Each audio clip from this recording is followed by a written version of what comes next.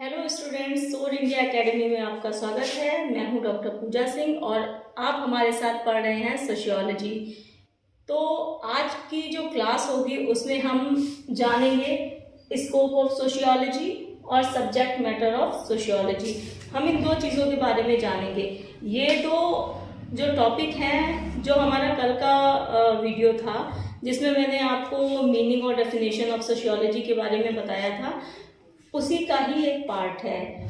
तो थोड़ा सा कल का ब्रीफ कर लें। कल हमने बात की थी कि जो सोशियोलॉजी वर्ड है वो दो शब्दों से मिलकर बना है, सोशियोस प्लस लॉगस, ठीक है, जिसका अर्थ है समाज का व्यवस्थित तरीके से अध्ययन करना। फिर ठीक है, समाज की जो सोशियोलॉजी की जो डेफिनेशंस होती हैं उनको हमने 4 कैटेगरी में बताया था। एक तो है जो समाजशास्त्र है वो समाज का अध्ययन करता है। दूसरा था समाज जो है वो सामाजिक संबंधों का अध्ययन करता है। इस कैटेगरी की डेफिनेशन सोशियोलॉजिस्ट द्वारा दी गई है। तीसरा है समाज जो है सामाजिक अंतःक्रियाओं का अध्ययन है, जैसा कि आप मैक्स वेबर को जब पढ़ेंगे तो डिटेल में इस चीज़ को समझेंगे। और चौथा था जो समाज है वो सामाजिक समूहों का अध्ययन करता है। तो इस चीज़ को कल के वीडियो में मेरे द्वारा डिस्कस किया गया था और आज का जो वीडियो है वो इन दो टॉपिक पे स्कोप और सब्जेक्ट मैटर ऑफ सोशियोलॉजी को डिस्कस करेगा। तो चलिए विदाउट वेस्टिंग एनी टाइम हम इस पे आते हैं। तो स्कोप ऑफ सोशियोलॉजी की जब हम बात करते हैं, यहाँ पर स्कोप जो है वो थोड़ा सा ना कंफ्यूज करने वाला है।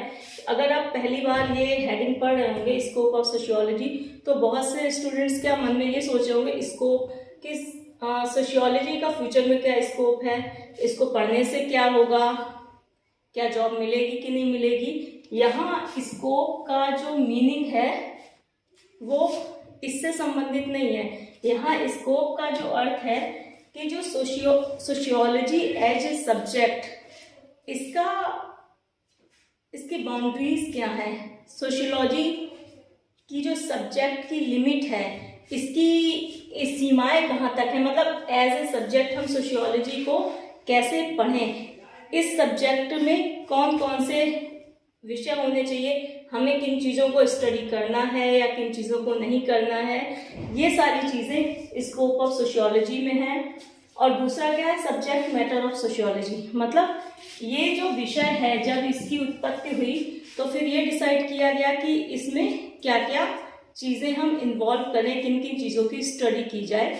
तो सब्जेक्ट मैटर में भी वही चीज़ें हैं लगभग, मतलब ये दोनों चीज़ें आपस में थोड़ा सा जुड़ी हुई हैं। तो सबसे पहले हम देख लेते हैं स्कोप ऑफ सोशियोलॉजी।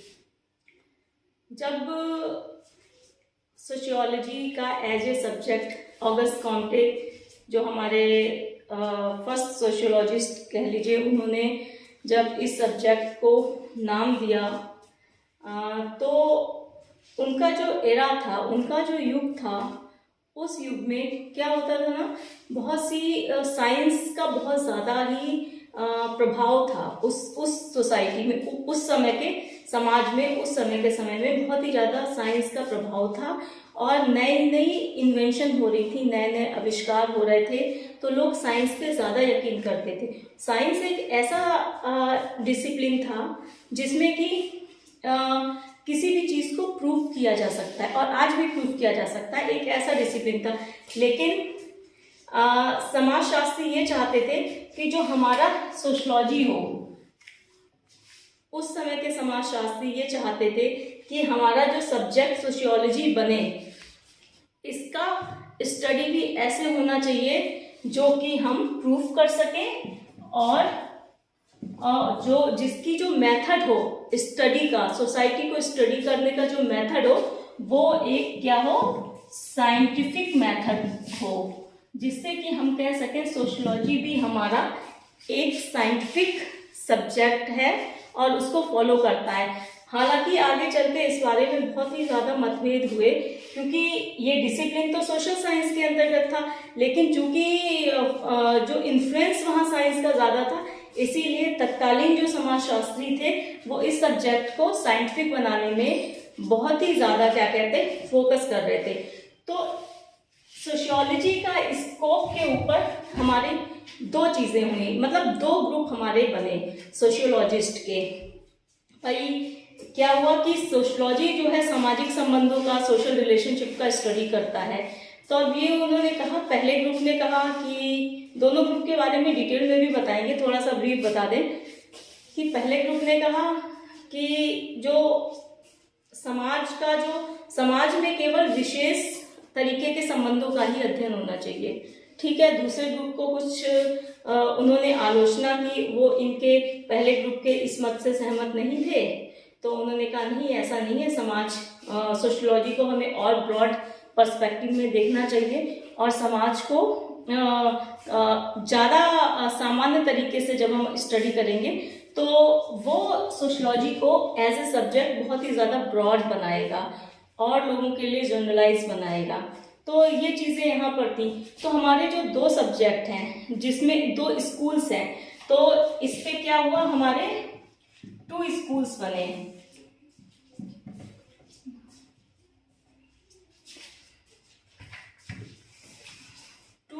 बने। पहला क्या था हमारा, फॉर्मल स्कूल, जिसको हम स्वरूपात्मक संप्रदाय भी कहते हैं।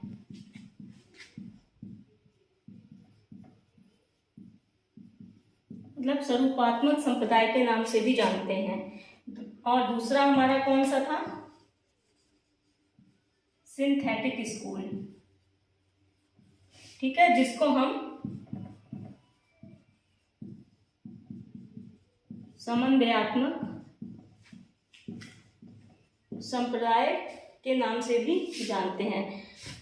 तो जो हमारे फॉर्मल स्कूल के जो फॉलोअर्स थे, मतलब वो ग्रुप जो इस स्कूल को फॉलो करता था, उसमें मेन जो थे हमारे जॉर्ज सिमेल थे, इसके वाले थे सिमेल,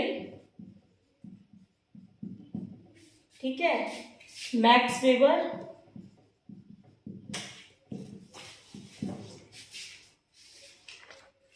और विवेकानंद, ये लोग थे। और जो हमारा सिंथेटिक स्कूल था यानी समन्वयात्मक संप्रदाय था, उनके थे दुर्खीम, मतलब दुर्खाइम भी बोलते हैं, दुर्खीम थे, और आपके मेन थे सोरोकिन थे और हॉबहाउस थे। तो ये हुआ, इन लोगों के ग्रुप ने एक अलग तरीके का मत दिया। इस ग्रुप ने कहा, कंबाइनली बता रहे हैं, इस ग्रुप का ये मानना था कि सोशियोलॉजी को अगर हमें एक विशेष विज्ञान बनाना है तो हमें इसमें से विशेष तरीके के सामाजिक संबंधों को ही स्टडी करना चाहिए, ताकि इसकी विशेषता बनी रहे और उसको साइंटिफिक तरीके से प्रूव भी किया जा सके। ठीक है। और ये जो दूसरा समूह था, इन्होंने पहले वाले समूह की आलोचना की कि अगर किसी ग्रुप को, अगर किसी सब्जेक्ट में कुछ विशेष सामाजिक संबंधों का, विशेष सोशल रिलेशनशिप का ही अगर हम स्टडी करते हैं तो ये हो सकता है और भी चीज़ें छूट जाएं, क्योंकि कोई भी सब्जेक्ट कभी एक ही बाउंड्री द्वारा लिमिटेड नहीं हो सकता है। क्योंकि ये एक सामाजिक विज्ञान है तो इसका संबंध कहीं ना कहीं दूसरे जो हमारे सोशल साइंस डिसिप्लिन के सब्जेक्ट हैं, जैसे कि आपका पॉलिटिकल साइंस हुआ, आपका साइकोलॉजी हुआ, आपका लॉ स्टडीज़ हुआ, जितने भी सोशल साइंस की स्टडीज़ हैं, इकोनॉमिक स्टडीज़ हुआ, पॉलिटिकल साइंस स्टडीज़ हुआ, तो इन सारे स्टडीज़ से भी, इन सारे डिसिप्लिन के साथ भी इसका कहीं ना कहीं समन्वय है। क्योंकि हम किसी भी सब्जेक्ट को मतलब अकेले में स्टडी नहीं करते, उसका प्रभाव दूसरे क्षेत्रों पे क्या पड़ रहा है और दूसरे क्षेत्रों का प्रभाव उस पर क्या पड़ रहा है, इसको भी हमें स्टडी करना पड़ता है। तो इनका आर्ग्यूमेंट ये था। तो इसीलिए ऊपर वाले ग्रुप ने, इसने कहा फॉर्मल स्कूल, जैसे सिमेल, मैक्स वेबर और विवेकानंद। सिमेल ने फॉर्मल स्कूल में बोला कि ठीक है, सोशियोलॉजी जो है उसमें हमें विशेष सामाजिक संबंधों का अध्ययन करना चाहिए, लेकिन इन्होंने फोकस किया स्वरूप पर, बाह्य आकार पर इन्होंने फोकस किया। मैक्स वेबर का कहना था कि विशेष सामाजिक संबंध में इन्होंने सोशल एक्शन को इम्पोर्टेंस दी। इनका कहना है कि जब भी कोई समाज में कोई भी व्यक्ति है जो सामाजिक क्रिया करता है या सोशल एक्शन करता है, तो उसके द्वारा किए गए उस सोशल एक्शन के पीछे कोई ना कोई अर्थ, उसका मीनिंग जरूर निहित होता है, और उसी मीनिंग को हमें समझना है कि वो क्या है और वो व्यक्ति ये सोशल एक्शन क्यों कर रहा है। तो उस अर्थ को जानना बहुत ज़रूरी है। तो इन्होंने कहा कि उस एक्शन को सोशियोलॉजी में विशेष सामाजिक संबंधों के दायरे में स्टडी करना चाहिए, तब जाके हमारा सोशियोलॉजी जो है एक साइंटिफिक सब्जेक्ट बन जाएगा। इसी तरीके से जो हमारे बीरकांत थे, उन्होंने सिमेल के फॉर्मल वे को की सपोर्ट किया, ये चीज़ें थी। फिर दूसरे ग्रुप में दुर्खीम ने क्या कहा? दुर्खीम ने कहा कि ठीक है, विशेष सामाजिक समूह का अध्ययन तो कर सकते हैं, लेकिन उनका क्या, जो चीजें छूट जाएंगी, अगर वो छूट जाएंगी, वो छूटी हुई चीजें विशेष सामाजिक संबंधों को कैसे प्रभावित करती हैं, इसका पता हमें कैसे चलेगा। तो इससे बेहतर है कि हमें सामाजिक संबंधों का एक संपूर्णता में अध्ययन करना चाहिए। हमें जितने भी सामान्य सामाजिक संबंध इस समाज के अंतर्गत निहित हैं, उन सभी सामाजिक संबंधों का अध्ययन हमें करना चाहिए। दुर्खाइम के लिए क्या था?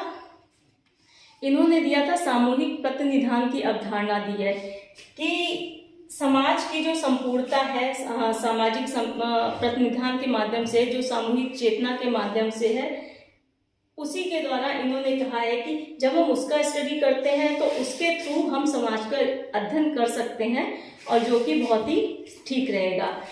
सोरोकिन का मानना था सामूहिक चेतना का अध्ययन, तो उन्होंने अपने चेतना के बारे में बताया। हाउस का भी यही था। ठीक है, आपको समझ आ रहा है ना? तो सोरोकिन का मानना था कि कोई भी सामाजिक विज्ञान है या सोशल साइंस का सब्जेक्ट है, वो पूर्णतः स्वतंत्र नहीं है। यानी कि सभी सामाजिक विज्ञान के जितने भी डिसिप्लिन्स हैं, उन सबका कहीं ना कहीं आपस में इंटर रिलेशन है। तो ये बिल्कुल भी उचित नहीं होगा कि एक सब्जेक्ट को अकेले में स्टडी किया जाए, क्योंकि सब एक दूसरे को प्रभावित करते हैं। ये चीज़ मैं अभी बता भी चुकी हूँ। और दूसरा, हाउस का ये मानना था कि हमें यदि समाज का अध्ययन करना है, समाज को संपूर्णता में समझना है, तो हमें एक ऐसे सामाजिक तत्व का पता लगाना होगा जो समाज को प्रभावित करता है। तो उसके लिए केवल विशेष सामाजिक संबंधों का अध्ययन करने के बजाय यदि हम संपूर्ण सामाजिक संबंधों का अध्ययन करेंगे, तो हम अच्छे से समाजशास्त्र और समाज को समझ सकते हैं। तो ये था स्कोप ऑफ सोशियोलॉजी। और ये पूरा स्कोप प्लस सब्जेक्ट मैटर दोनों के ही अंतर्गत आएगा। अब सब्जेक्ट मैटर में क्या, सोशियोलॉजी जैसे कोई भी सब्जेक्ट है, तो वो सब्जेक्ट क्या होता है, उस सब्जेक्ट का कैसे बनता है, कौन कौन सी चीज़ें उसमें हमको स्टडी करनी है या नहीं करनी है।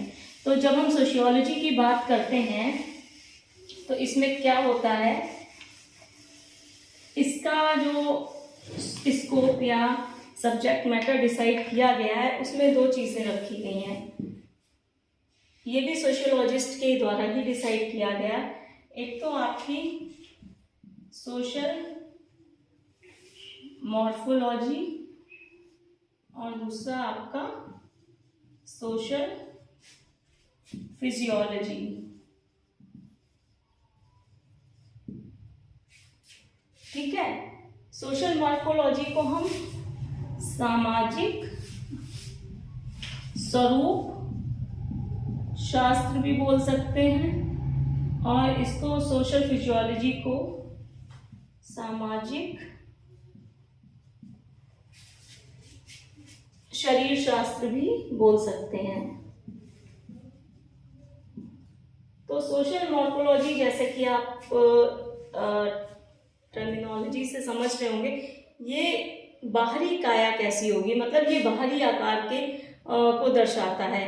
किसी भी सब्जेक्ट के बाहरी आकार को, जिस तरीके से एक हमारा जैसे बॉडी है जो सेल से बना, सेल के बाद जिसमें धीरे धीरे ऑर्गन डेवलप हुए, वो ऑर्गन मिलके पूरी बॉडी डेवलप हुई, और हर ऑर्गन का अपना अपना अलग अलग काम है, वो सब आपस में तालमेल के साथ काम करते हैं। जिस तरीके से शरीर क्रिया विज्ञान है ये, तो ये बाह्य स्वरूप को बताता है किसी भी सब्जेक्ट के, सोशियोलॉजी सब्जेक्ट के, और दूसरा ये कि उसकी आंतरिक जो चीजें हैं वो काम कैसे करती हैं, इंटरनल सोशल फंक्शन कैसे करते हैं।